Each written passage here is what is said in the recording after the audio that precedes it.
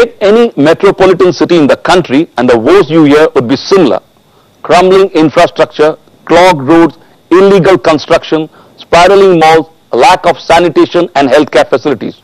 Well, one could go on. It is really a long list of complaints. For example, every year 40 lakh people from all over the country migrate to Mumbai looking for job opportunities. This huge influx is putting more pressure on Mumbai's already creaking infrastructure. So now with Mumbai bursting at the seams, the migrants are spilling over to neighboring city of Pune. This once calm and sleepy town is now emerging as the next IT hub after Bangalore. As a result, in the last 4 decades, its population has increased by 4 times. However, the number of vehicles on the road has shot up by an astronomical 87 times. It looks like Pune is heading the Mumbai way.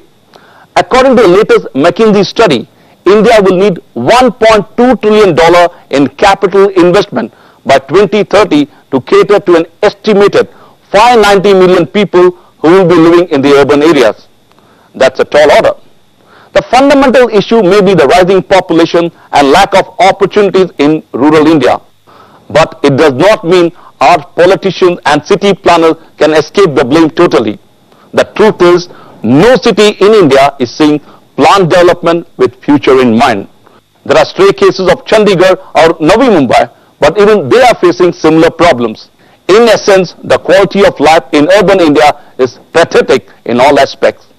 Yet, that does not deter the politicians from playing to the gallery, saying that Mumbai will be the next Shanghai. Well, China is the new role model for everything we do. The special economic zone started with pretty much the same theory as this, to promote an export-led economy. But again, like urban infrastructure, we have failed to emulate China on SEZ front too. So how do we fix these issues?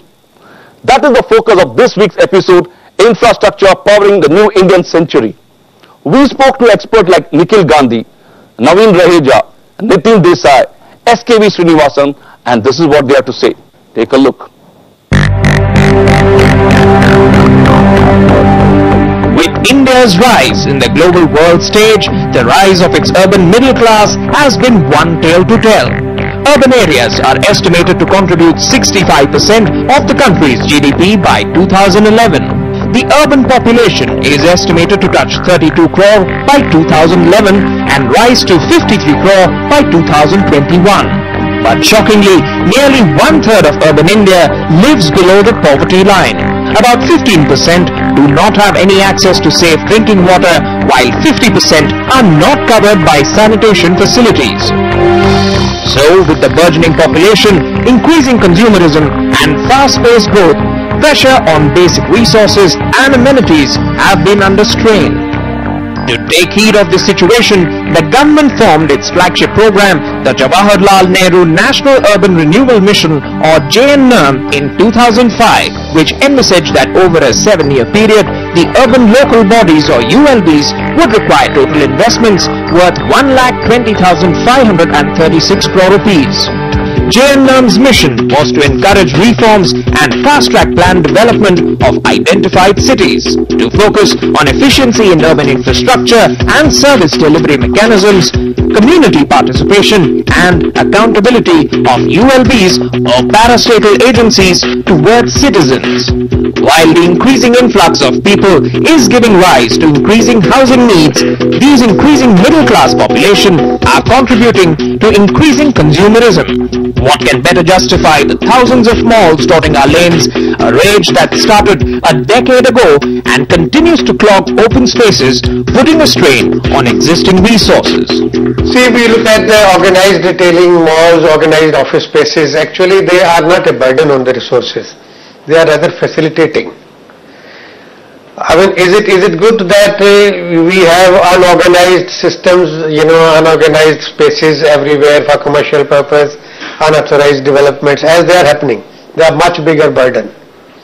If there is a well-organized mall space or an office complex, by virtue of controlling costs, there is professional system in place. And so the actual energy consumption pro rata basis is lesser. Number one. Number two, the overall water wastage will not be there, because Already government has a lot of statutory requirements and a lot of inbuilt mechanisms for checks and balances. You have to recycle water, you have to recycle, you have to do water harvesting, you have to take care of energy conservation. You can only put CFL or energy saving lamps. You have to ensure that the water is heated through solar energy. So all these things are already inbuilt while you get a sanction and occupancy certificate for such places. So, how does the entire administrative setup work, and who takes the onus for the systematic planning of our localities?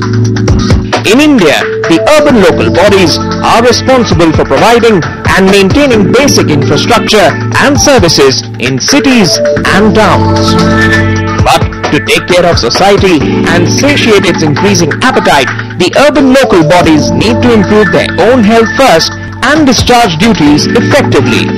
They are grappling with problems of their own, one of the foremost being of funds. ULB pockets are filled by revenues collected from the public in the form of municipal taxes, water charges, property charges, etc. But these amounts have largely remained unchanged over the years.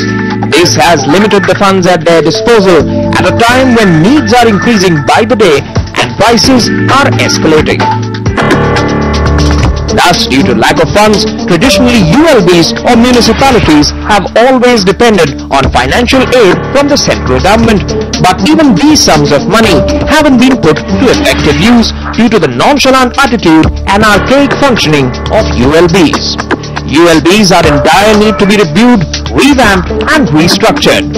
They are bogged down by limited exposure to resources, skill sets, expertise and manpower. Lack of willingness, powers or accountability, no clear framework or policies, lack of coordination between the centre and the states is rendering them ineffective.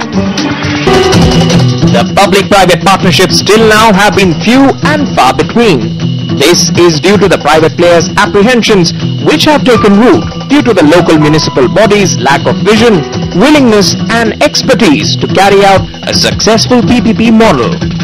We need to take a short commercial break, but when we come back, we will see how we need to take cue from the handful of successful PPP models and give the model a further push.